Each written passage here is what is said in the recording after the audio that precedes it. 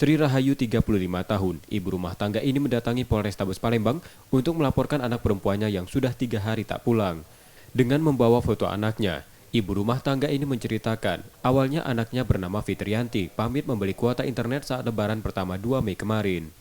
Namun hingga saat ini anaknya tak kunjung pulang ke rumah. Keluarga sudah mencarinya namun tak ketemu karena handphone anaknya tak aktif, sementara teman-temannya tidak mengetahui keberadaan Fitri.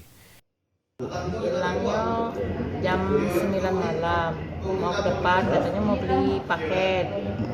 Sampai sekarang belum pulang. Sebelumnya ada cerita punya masalah apa gimana?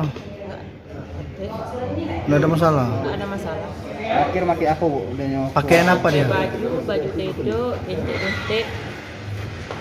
bentik hitam. Itu. Tadi nak beli pulsa di mana dia? Di pulsa di depan. Sempat dihubungi bu? Sempat dihubung nggak? Telepon dia? Aktif nggak? Dihubungin tapi tidak aktif lagi. Sejak kapan itu aktif? Apa pas malam itu dihubungi? Pas malam itulah dihubungin. Oh, langsung aktif gitu. Iya. Udah berapa hari bu? 3 hari ya. 3 hari.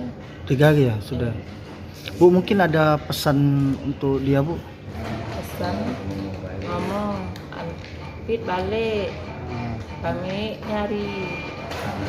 Kangen kau balik lah. Jangan nggak balik. Itu anak keberapa bu itu? Anak pertama. Kini laporan tersebut sudah diterima polisi dan dalam penanganan Polrestabes Palembang. Yudi Kiswanto, Kompas TV, Palembang, Sumatera Selatan.